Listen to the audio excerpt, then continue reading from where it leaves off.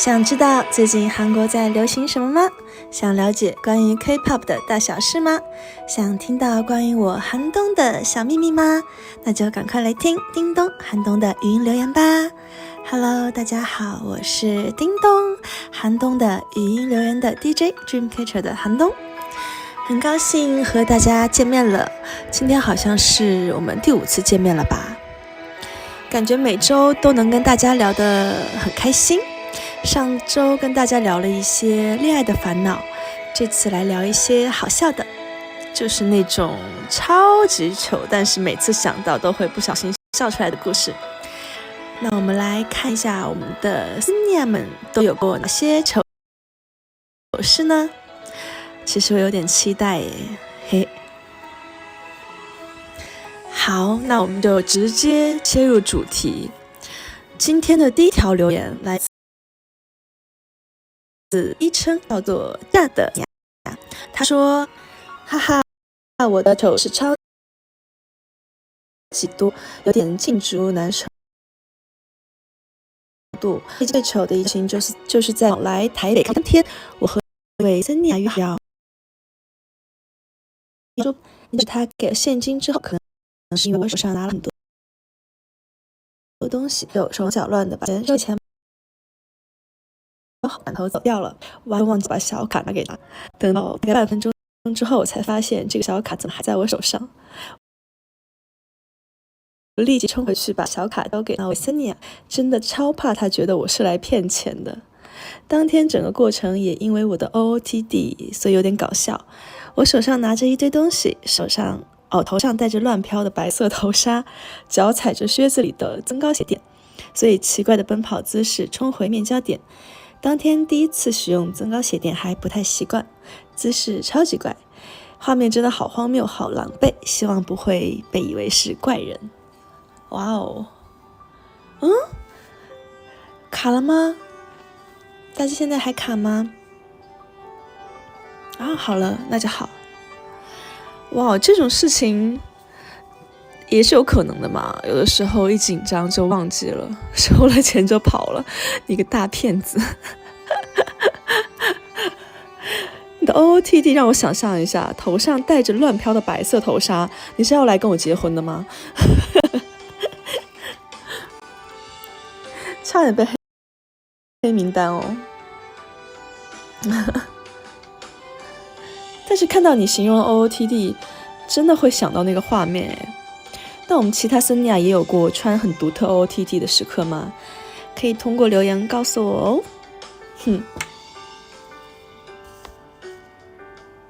对啊，大家是不是刚才有点卡没有听到？就是收了钱然后忘记给卡了。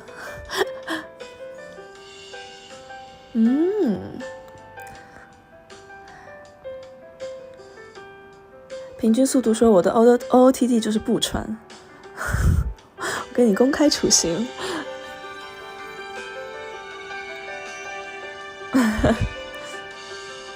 然后东皇的后宫说穿全身荧光绿超好找。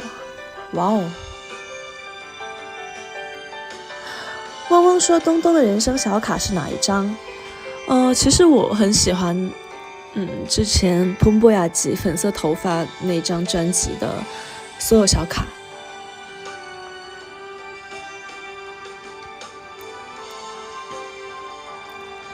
布布说把头发也染绿的吧。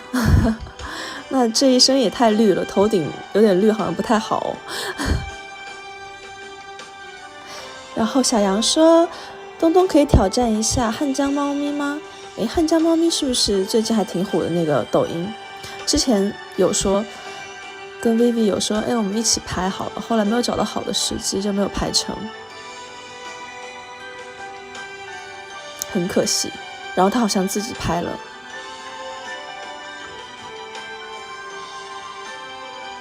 最近因为都没有什么妆造，所以没有机会拍。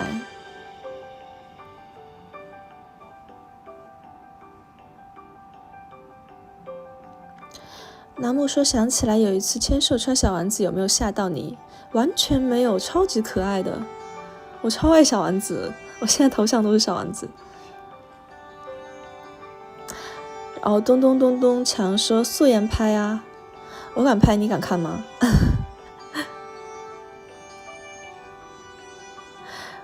然后都说什么你不用妆造也超美，我跟你说，我要是不用妆造，你们就不会这么想了。嘴上说的好听诶，你们这些人真的是，我不敢拍，对不起。哎，这个咖啡贴纸好可爱。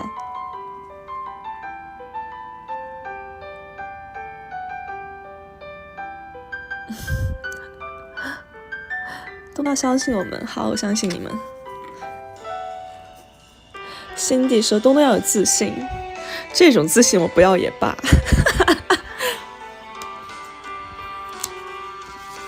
对，但是我一般素颜的话都戴口罩了，你们应该没有见过吧？有点神秘感。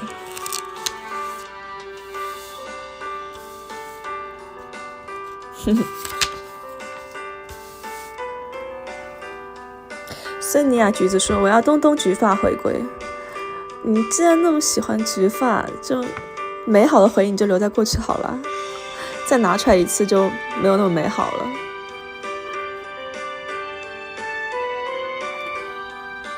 东东在吃什么吗？没有啊。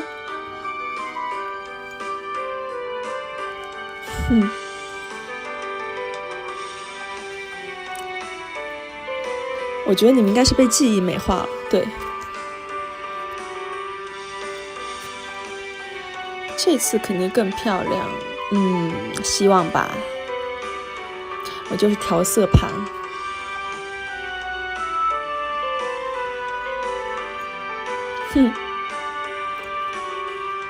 我们来看一下下一条留言。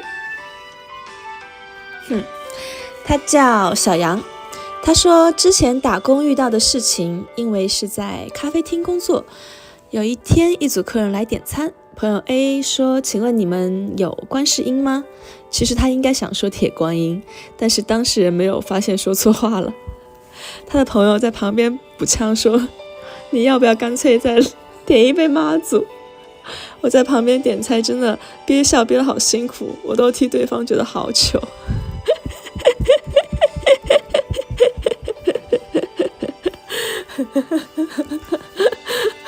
笑死了。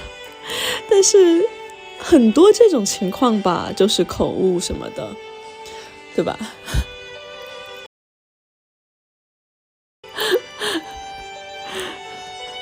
大家有没有点餐就是晃神讲出超诡异的话，或者是平常讲话的时候说错，就导致很社死很搞笑的场面。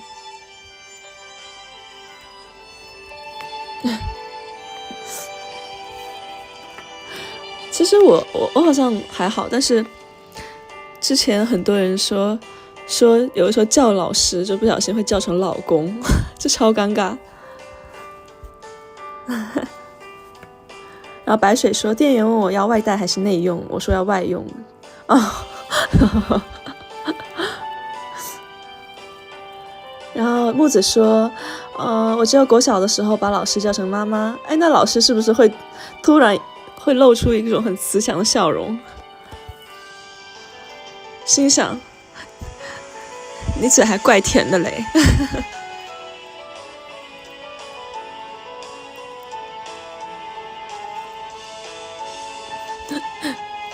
要打包还是带走？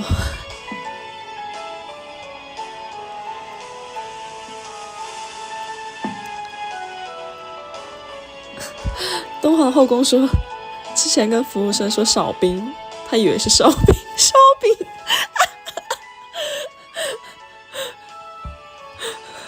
然后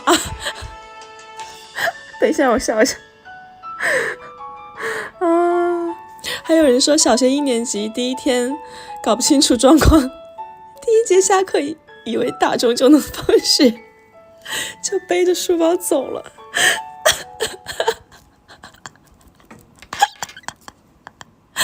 哇，真的太搞笑了！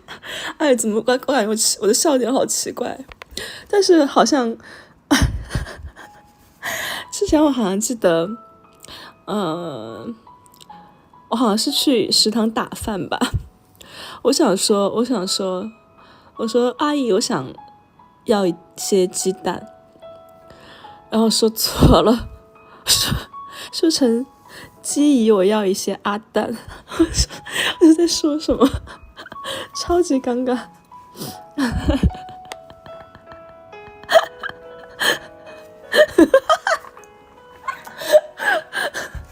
不行，我要控制一下我的笑容，有点职业素养。突然想到，不知道大家有没有看过一个那种集锦视频，就是口误集锦，一些什么播新闻的，然后就憋笑那些，真超搞笑，大家可以去看一下。还有一次，之前我艺考的时候，因为艺考当时要考那种台词嘛，就准备了一个台词，但是那个台词真的是那种超级超级感人的那种临终关怀的那一种题材的台词。我当时就在家里练习，然后在家练习的时候，我妈妈在我旁边，她就听到我练习了。但是其实我妈妈普通话也非常标准，也说得非常好，你知道吗？其实比我说的要好。然后她就说，我就有一句台词就是我第一次明白什么是死，这真的是挺感人的一句台词。然后我妈妈就说，她不是这么念的，你要跟你学我教你怎么念这一句，你要就是声情并茂。然后真的就一开始真的念得非常好，然后到了那句的时候，她就说，这是我第一次明白什么是屎。我说你再说一遍，你在说什么？然后他也超尴尬的。就是让我印象最深刻的口误就是这一句。妈妈对不起。烦死了。然后还有人说，就是给那个门口的就是看门的大爷打招呼，就是打招呼的时候可能口误说快了，说成了你大爷好。这也蛮尴尬的。我妈妈没在看吧，应该。但她应该也不在乎了，我天天就是把这个事情拿出去说，我现在还在笑她。你礼貌吗？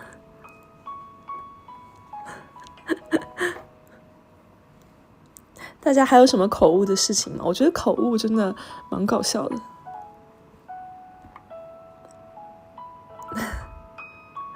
这个女儿白养了。妈妈说再买飞机票过去打人了。开玩笑了。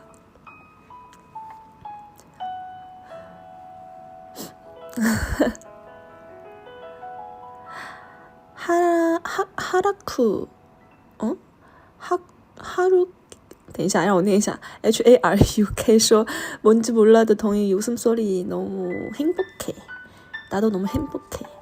아, 고마워. 也想说冰箱公主讲成冰沙公主，这个算口误吗？但是这个在就是台语里面好像是一样读音是吧？据说。还有第四是个冲浪号说，之前去拿快递的时候和大叔打招呼，说成快递我叔呢。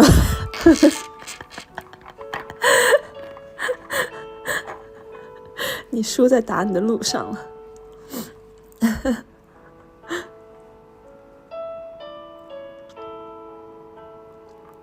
让我看一下，在网络上看到妈妈希望女儿出人头地讲成人头落地，这个有点吓人哎，这个好吓人哦。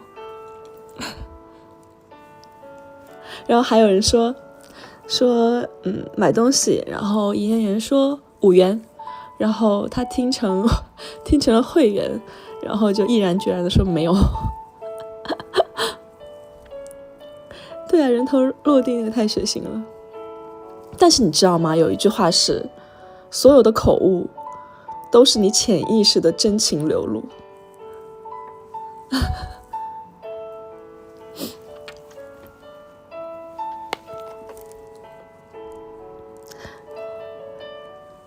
然后有人说哇还押韵，也有可能是单纯没睡醒，对。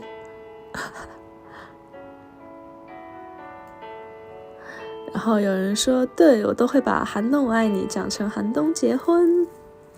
哇哦，你等着我下次去娶你哦，你给我等着。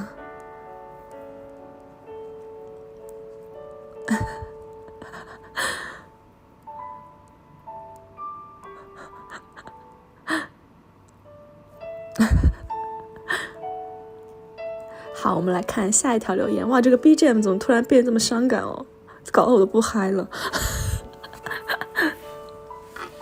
好，我们来看下一条，昵称叫做胖橘胖嘟嘟，哇，好可爱。他说到现在依旧还记在心上的糗事，就是发生在大学时期。上课的时候，由于写字速度慢，来不及记录教授写在白板上的重点，在擦掉之前，只好匆匆忙忙掏出手机，想说拍一下那些还没有来得及记录的部分，到时候回宿舍再整理笔记好了。但是当我按下拍照那一刻，我才想起之前设定是开了自动闪光灯，咔嚓一下，全部人同时回头望着我，举着手机的我。教授当下甚至还望了我一眼，笑着说了一句：“哎，怎么还闪电了呢？”我当场社死到无地自容，尴尬到可以用脚抠出3室一厅，搞到现在有了心理阴影。拍照前会反复确认闪光灯是否已经是关闭状态，以免再发生这种蠢事。哇，但你们教授真的好有情商哎！说的那句话，哎，怎么还闪电了呢？我觉得他反而说这句话会让你比较不会那么尴尬，还挺暖暖的，是吧？教授情商很高哎。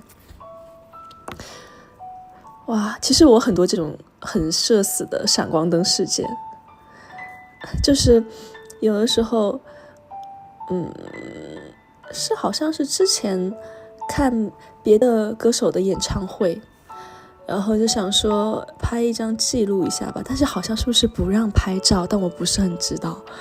然后我就偷偷拿出了手机，然后想拍一张，我也是设定了那个自动闪光灯，然后刚刚掏出手机，然后就按下快门那一刹那，就真的感觉整个厅都被我点亮了，超级尴尬。然后后来就有人就拿着那个灯就指着我说不要拍照，我说好的。超级尴尬，我也不知道哎，真是平常自己开演唱会的也不知道演唱会这些规矩，也没人告诉我，真的是都怪你们。主要坐的那一个区域还都是招待票的那个区域，超级尴尬。但有的时候好像严重的时候会请出去。我不是有意要拍的。闪光灯一亮，咚咚闪亮登场。哎呦，有点冷，关一下空调。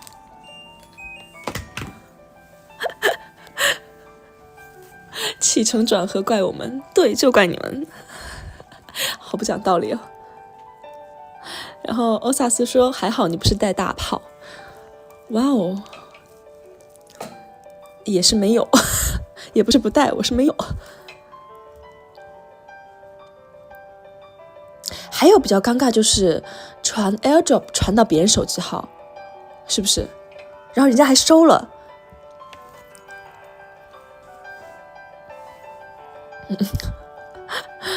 为什么空调会唱歌？因为这空调比较老了吧，可能。笑死。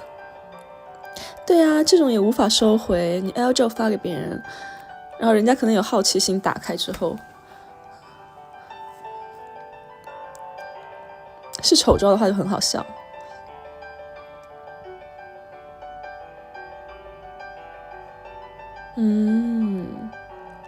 然后还有人说之前误按了跟朋友开视像，然后原来朋友暗暗的按下接听，然后电话自动还开了前镜头，结果被朋友截图了。我突然想到，就是一个拍的那种抖音，拍那种视频，就是让妈妈然后用手机前置摄像头给你拍照，但是其实你开的是后置的摄像头，就拍的那种视频，然后能看到就是妈妈看你拍照的时候那种笑容，我觉得看那种视频还蛮感动的。对，你就能看到妈妈看你真实的反应，真实的那个笑容。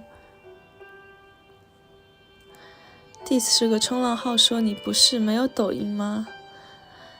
我最近下了一个，不行啊。有个小号不行呀？谁还没个小号了？真的是，这话说的。但我之前我的确是不怎么刷抖音了。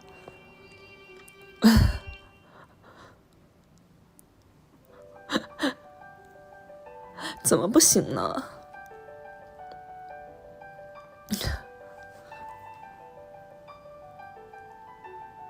在 B 站还有小号吗？ B 站不需要小号吧，也可以看吧。B 站你追番的话还要就是充钱会员，还要翻墙看，你看我多懂。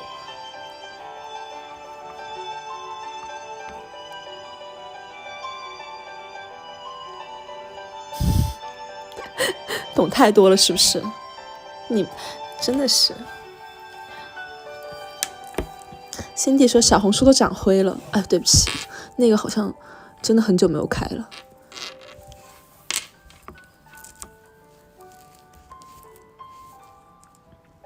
平时没少整活吧？没少看你们整活。你们小心一点，我讲话，你的一举一动都在我的视线范围内。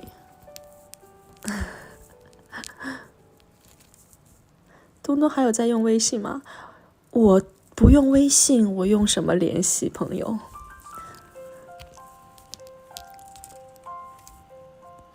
怎么会问我用不用微信呢？微信是用最多的吧？应该一天之中少滑点啊！我就要滑。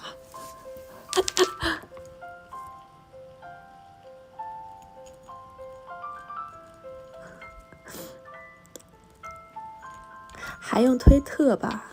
推特，偶尔翻一翻吧，你们不用太有负担。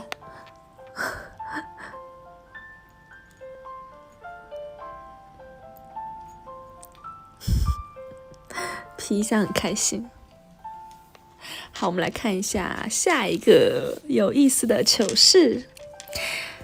叫企鹅的森尼亚说，这是上学期在荷兰当交换学生时发生的炸厨房事件。那时候跟同校的另外2个朋友一起住在宿舍，只有忙内懂得如何做饭，所以每天都是这位学妹做饭给我们吃。可是有一天她要上课，剩下我跟同年亲故在宿舍，本来那天打算等忙内上完课后才吃饭，但是因为我们实在是太饿了，所以决定最后自己煮3人份的饭。很厉害嘛！鉴于大家都没有做饭的经历，自我聪明的提议，3人份的饭当然要用3杯米饭煮。哇，没爆掉啊那个电饭锅。然后看见锅里不断上涨的米饭溢满倒在煤气炉上，结果当然是把厨房给炸掉了。最后我被禁用1个月厨房。煮的但是其实我觉得这种情况好像也蛮多的，没有经验嘛，可以理解。3杯米，我天，你要吃到后天了。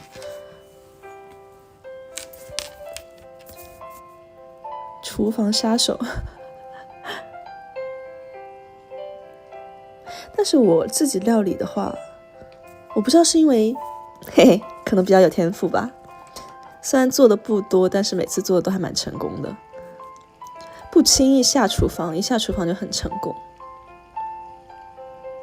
我没有什么炸厨房的经验，让我们来听听你的。哦，对，突然想到那个棉花糖，那棉花糖真的很生气，当时弄得我就是怎么卷都是个逗猫棒，你知道吗？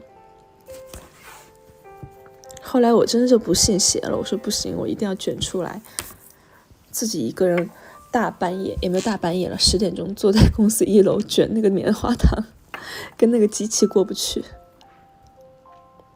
然后什么味道是？人家问我什么味道，我说失败的味道。好吃吗？不好吃。哎，说的我有点饿了呢，还没有吃晚饭呢。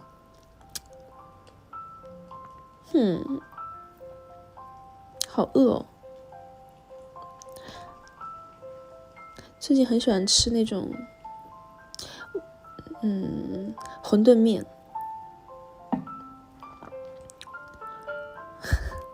其实可以吃不？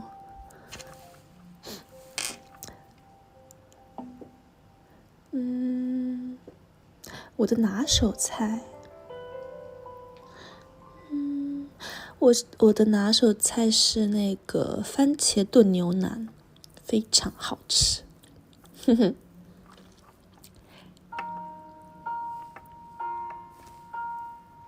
话题又到了吃的部分，还有芹菜炒牛肉，做点很好吃，然后土豆片什么的，这种就是基本的，什么番茄鸡蛋啊，然后还有拔丝红薯也很好吃做的，然后就一些甜点，蛋挞其实很简单，但蛋糕还没有做过，想尝试做一下蛋糕。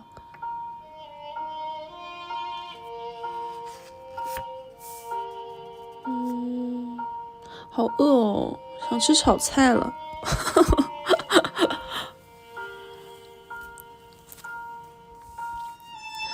好吧，快点换到下一个话题，不然我要饿死了。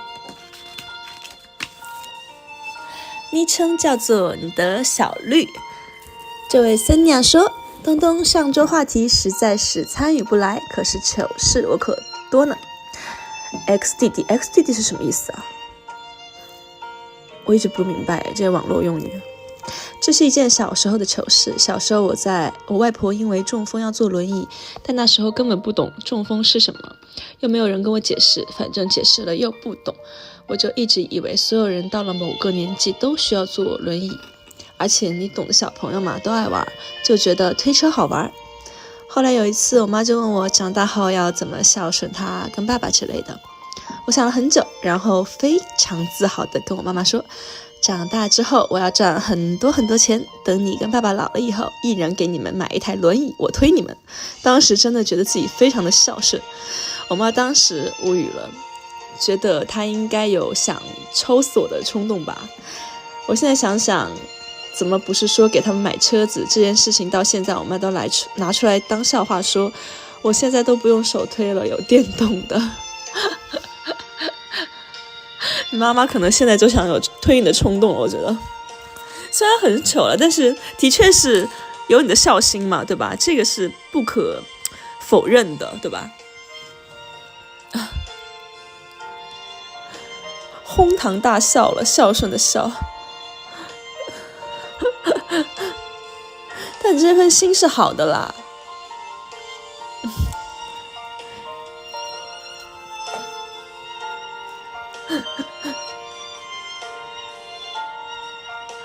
然后有人说至少是轮椅，还不是拐杖。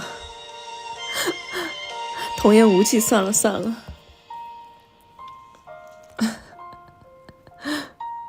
真是个好孩子。但是小时候其实有很多这种不太懂事，然后一些糗事。平均速度说，妈妈觉得孩子怪怪的，丢掉。太皮了。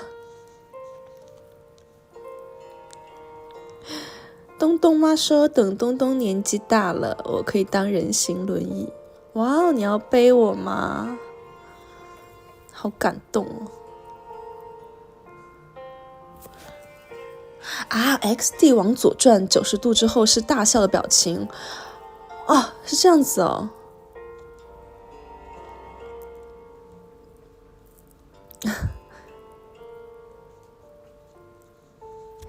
纳尼？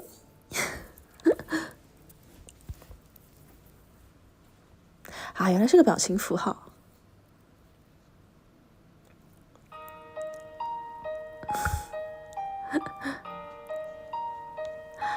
欧萨斯说是很久了耶，真的吗？那是我没有追赶上你们的脚步。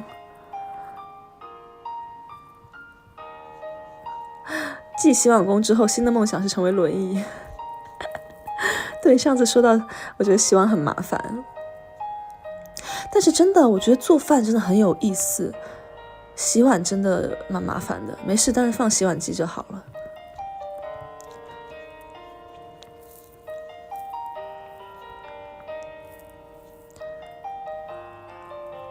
东东炸过厨房吗？没有喂，这个好像还真没有经验。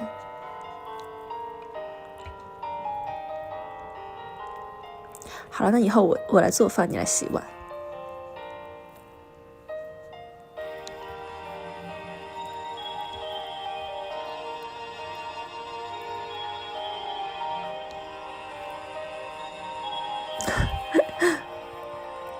嗡嗡说推轮椅带东东出去晒太阳，怎么这么岁月静好呢？但我希望这一天不要太快到来，好吗？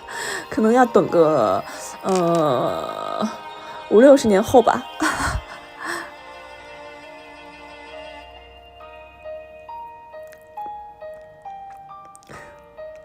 太快了，太快了！我还年轻，刚出了一首歌叫《We Are Young》。100岁跳 Chase Me， 跳不来了，美好的愿景。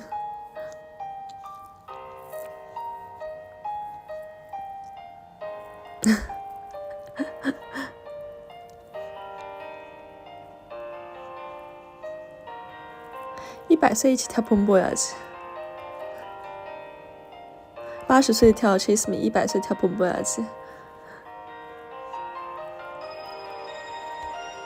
刚才好像听说有人在我们公司门口跳我们的 Because Challenge， 应该是森尼亚吧。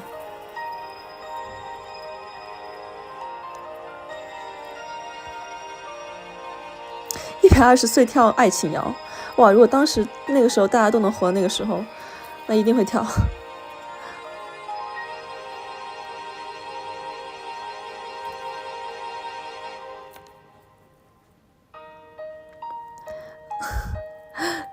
Twister 的编舞不是有椅子吗？50年后换成轮椅，救命！你想象一下，一群老太太，还要推来推去那个椅子，忙得不可开交，还要躺地上组成一个圆儿，还要抬脚，妈呀！有画面了是吗？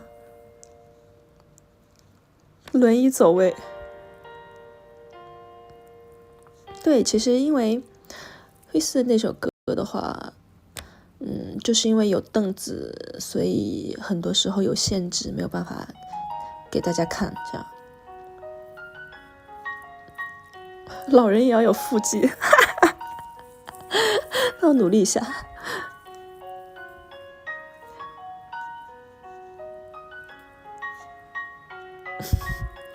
可以用轮椅赛车。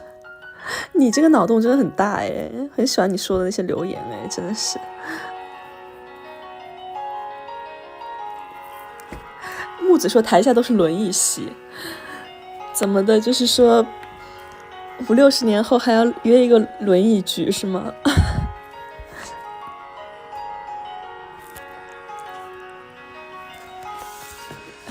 大家都要拿爱心票哎。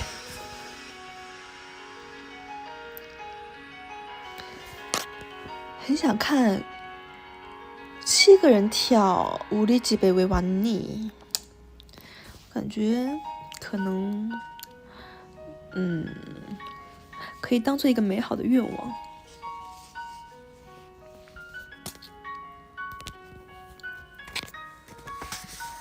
但是有生之年可不可以实现就不知道了。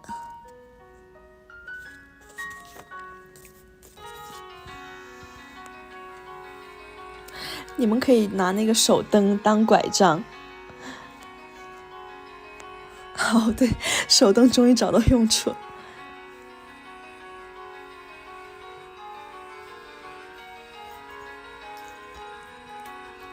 我家猫咪说还有日专的歌曲也好想看现场。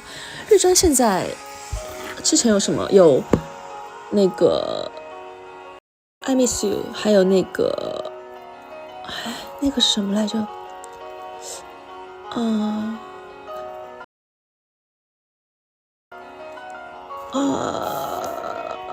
Breaking Out， 对，还拍了 MV 那一首。这首没有参加。东东又忘记歌名了。不好意思，我们歌太多了，100多首了吧？有的时候偶尔忘记一下，理解一下哦。忘记歌名没什么，只要不忘记你的名字就行。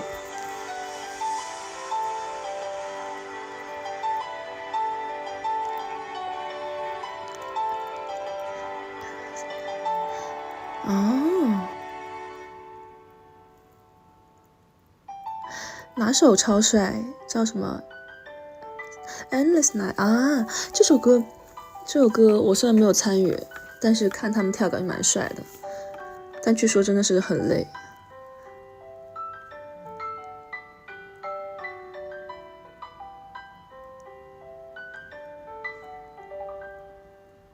石懒说东东今天怎么突然那么油腻？哪有？好了，你现在已经知道，就已经开始嫌弃我油腻了。气泡音有点油腻了，宝宝是吗？宝贝。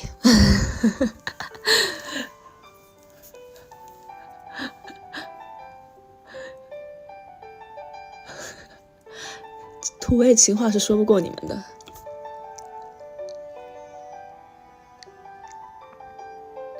肯定是上周的森雅倒太多油了。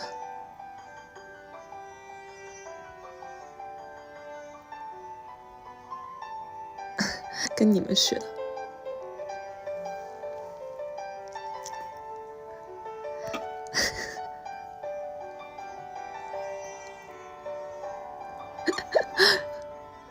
还好上周不在，这周我不背。这锅我不背。反正饭随偶像了，对吧？好了，我们来看下一个留言。最让我他叫他说最让我印象深刻的糗事是小时候看到亲戚养的狗过得很幸福，不用做什么就有食物可以吃，还受到许多人的宠爱。大家在上班上学的时候，他只要瘫在家里玩就好。那时候我真的很羡慕，现在更羡慕，所以我直接在全家人面前跟我的父母说，我以后想当一只狗。结果原本大家都很热烈在讨论其他事情，听到我这句话瞬间安静，大概过了3秒，全家开始大笑。在这之后，很多亲戚看到我都会用这个来调侃我。然而我现在既然实现了当狗的愿望，那个被大家嘲笑的愿望在2018年的时候就达成了。我的家人也为此感到不可思议。寒冬，我是你的狗，请继续宠爱我吧。哎呀，我的妈呀，天哪，这是可以读的吗？但是就是你们每次直播都要给我就是弄无语一下，就不知道怎么接了。但是你觉得相比当一只狗来说，当一只猫不会更幸福吗？真的，任何主题你们都能撩啊！上次那个恋爱主题也就算了，这个糗事主题你也能撩一下，很厉害。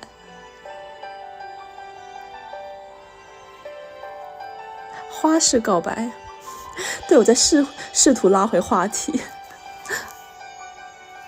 但我觉得猫猫的话可能会更幸福一点，不知道哎，可能是因为我养猫的原因。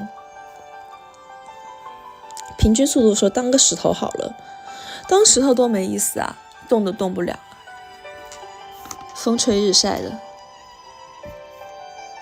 当人不好吗，各位？当人不好吗？都有意思啊。下次可以恐怖经验，下次主题我觉得可以，我提议。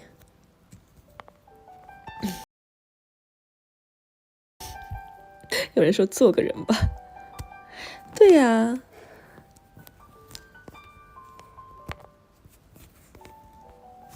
当人还工作太难了，工作多开心啊！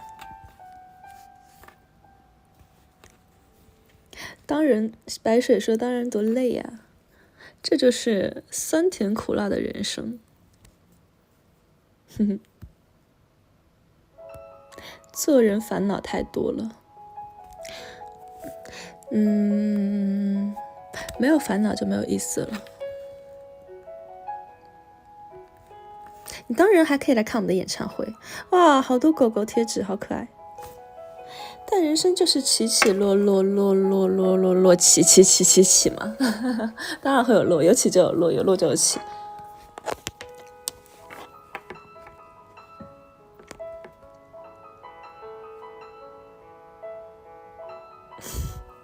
大起大落，落，不要这么悲观了。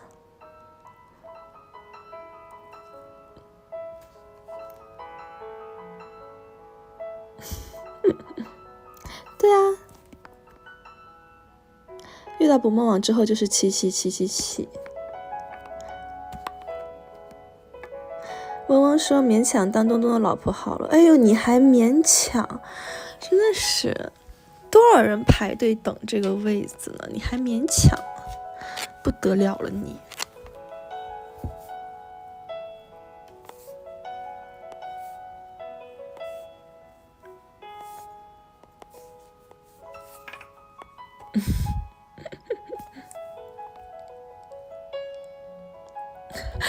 有人说演唱会只会让我们起来跳，都要起哦，所以遇见捕梦之后都会起了是吗？说到演唱会真的，哦，上次应该有跟你们说过吧？求求你小2层，不想前面了，还很有意思，但是实在是有点累。然后我哥说不行，我一定要坐最前面。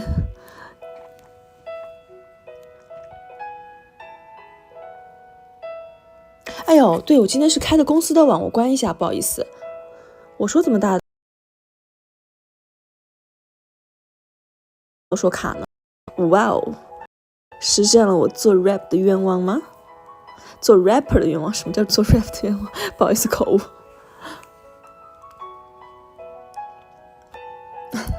我哥说一定要给我放到最前面。电音的愿望。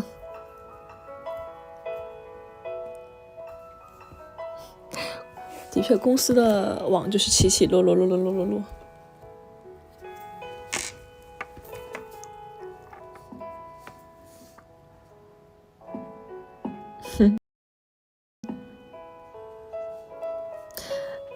东东可以去中国新说唱哟。好的。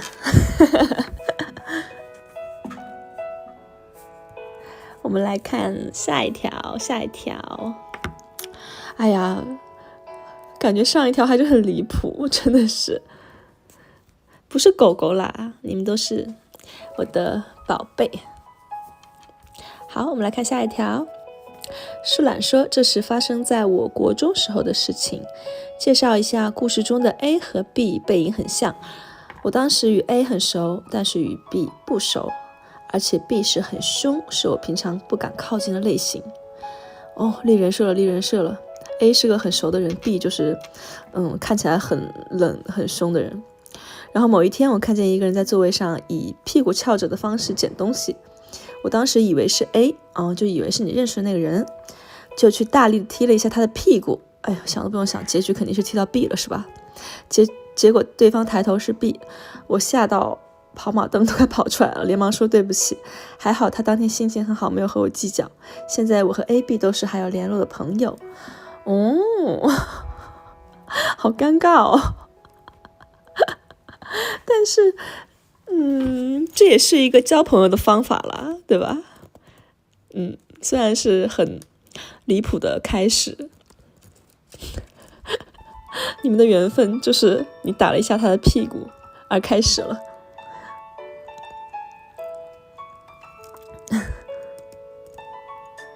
用打屁股的方式开启屁股之交。屁股之交是什么？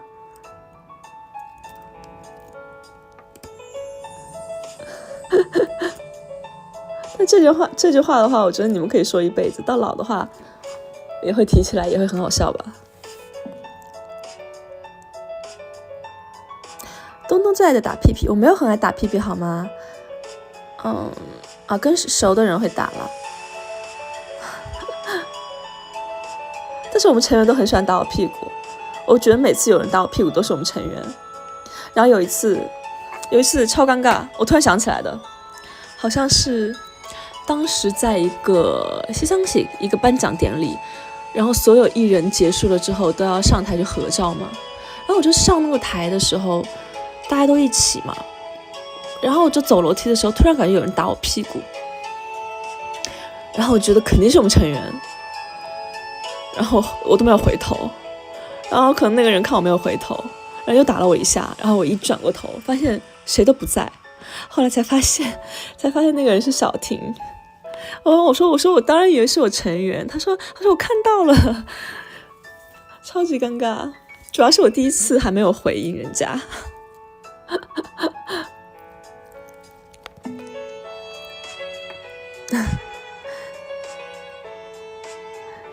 对，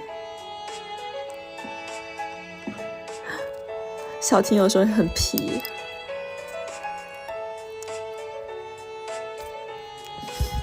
打屁股打招呼法。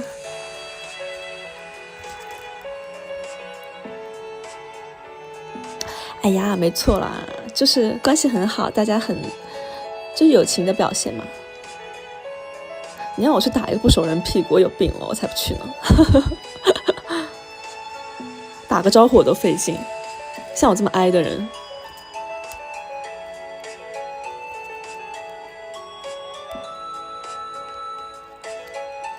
哦，是吗？怎么你们还不相信的样子？我真的很哀，很内向。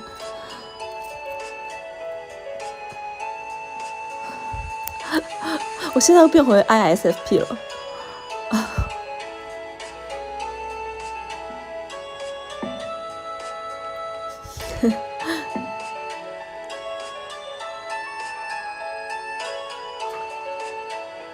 秀雅的排名是什么？他有就是什么排名？打屁股排名吗？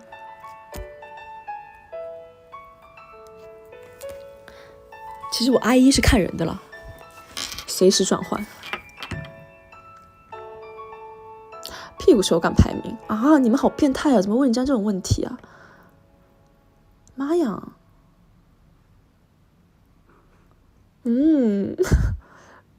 果然是你们。伴随偶像，这个我不认领。但大家有没有就是认错人的经验？我反正，我是有啦。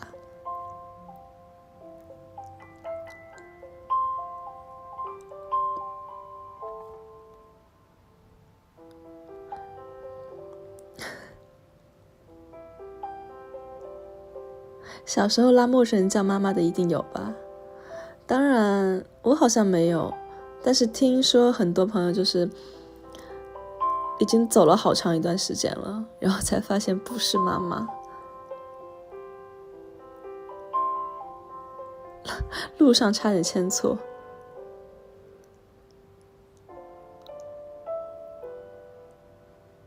啊，我也有很糗的事情，我突然想起来了。但是不是认错人，是认错车。因为大家的保姆车长一个样子嘛，然后化完妆就停在那个化妆室门口，然后一般经纪人都会停在正门口，我们直接上车。然后我上次在很久之前了，不过我下来之后，经纪人说我就在门口，你下来吧。我说好。然后我当然以为那个停在我们美容室正门口那个车是我们的咯，然后都长一个样，颜色也一样。然后我拉开之后发现不是我们的车，有一些不认识的鞋子和衣服，然后赶紧给人关上了。我们经纪人从后面就跑过来大喊我说不是这辆，不是这辆，超级尴尬。然后那一辆车也是小婷他们的车超尴尬的。之前也上过别的前辈的车。其实有的时候早上起来可能太早了，大家睡眠也不足嘛，昏昏沉沉的就晕头转向的，可能就上错车了，很正常。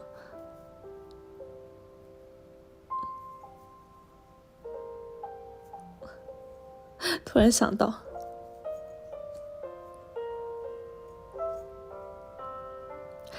真是太尴尬了，但是幸好我几次开错门都没有人。走错班级啊，有的，就是小时候每升一个年级他就会换班嘛，班级的位置都会变，然后有的时候走习惯了还是会走错，走到上一个学期去的地方，肌肉记忆。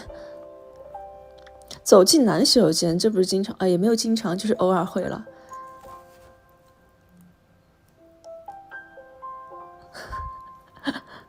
穿错衣服，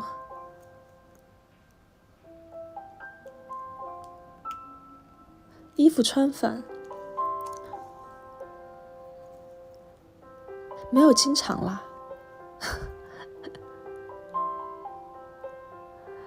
弟说我在搭地铁时被路过小朋友牵过手，他把我当做爸爸了。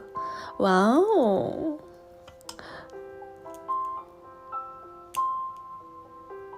好可爱。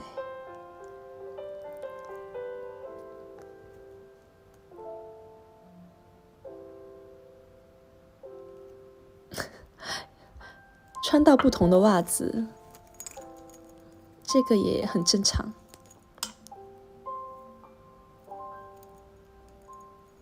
其实还有一次，但这个是可以说的吗？算了，还是不要说好了，有点皮帮佣。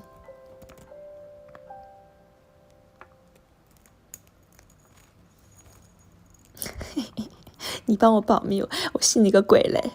你们嘴巴最快的，真的是。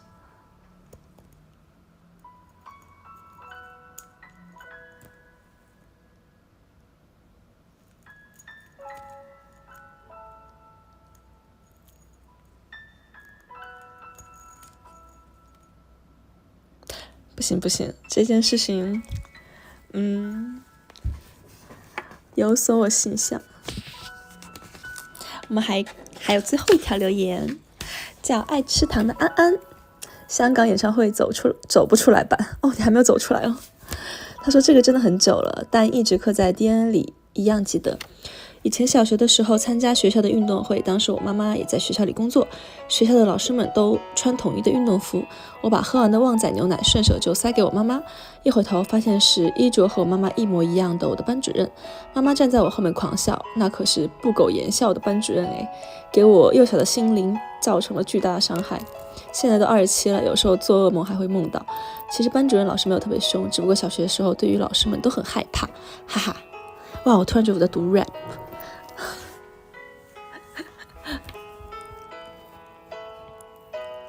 但是班主任听你叫妈妈的话，应该心里会蛮暖的。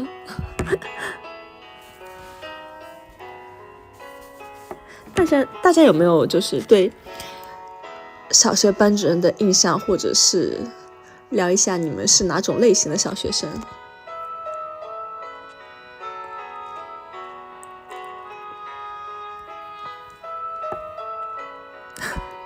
已经开始说唱，开始卡时间了是吗？被你们看出来。做噩梦梦到东东怎么办？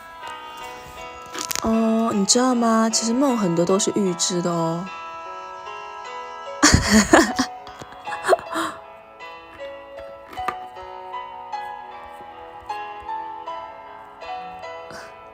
是会打架的乖学生哦。小时候最皮了，我小时候超乖的，我跟你说。我记得有一次，但也有时候也很不乖啦。有一次，但大家不要学我。有一次上课偷偷玩手机，然后把手机放在笔袋里面，当时真的是什么方法都想出来，然后在那看视频，然后坐在我斜后方一个男生，他真的超级坏的，他看到我在玩手机，然后就用他手机给我打了个电话，然后当时那个震动真的响彻了整个班，超级尴尬，捂都捂不住。然后我一回头，他还在后面狂笑，气死我了。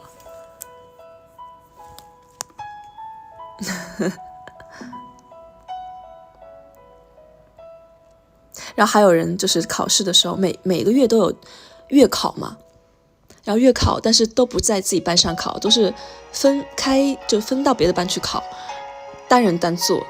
然后我们当时有个考场，有个人就是考试的时候都很安静嘛，非常非常安静，然后突然就听到了一句：“喂，您拨打的电话已关机。”然后那个当时老师暴跳如雷，直接把他赶出考场。他当时脸也爆红。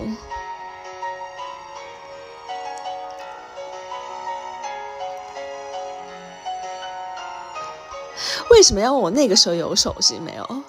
你们是觉得我有多老？喂，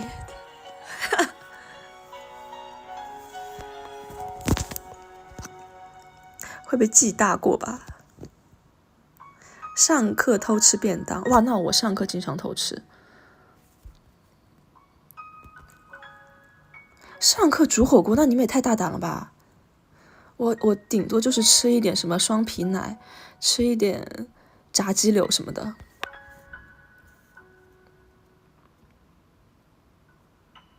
洞洞上课好吗？没有啦，谁上学的时候没有做过一点有意思的事情？但我们当时是老师不让把书堆在桌子上，就是怕我们偷偷在下面做一些小动作。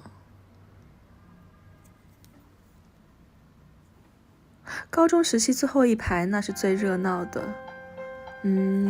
好像是也这样回想的话。试过上课吃臭豆腐，哇，你这个有点没素质了，也不是什么有素质的人嘛，怎么能吃那种味道这种东西呢？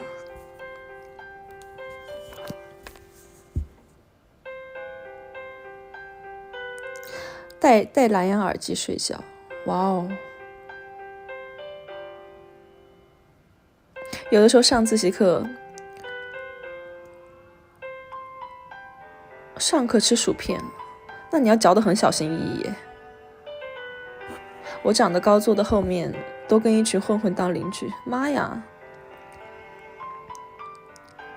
也不能说是混混啦，可能比较有个性的一些人吧。还有爱吃糖的安安说，吃榴莲糖疯狂朝同桌吹气，好有味道哦。其实当老师真的蛮辛苦了，每天要跟你们斗智斗勇的，对老师好一点啦，上课好好听讲，不要做一些小动作，不然你们真的会怀念那段时光的。我现在很怀念上学那段时光。听话哦。好啦，又到了读固定 ID 的时间。快乐的时间总是过得特别快，尤其是今天谈论的故事都蛮搞笑的。没想到已经到了要说再见的时间了，还是那句话，不要难过，下周同一时间，寒冬还是会在 Spoon Radio 和大家见面，一起期待吧。下个礼拜四晚上8点要记得准时来看哦。今天也要做个好梦，那公哥。好了，今天是叮咚寒冬的语音留言的全部内容，我是 Dreamcatcher 的寒冬，我们下个礼拜再见喽，拜拜。要听老师话哦，不要搞小动作，不要怪我没有提醒你们，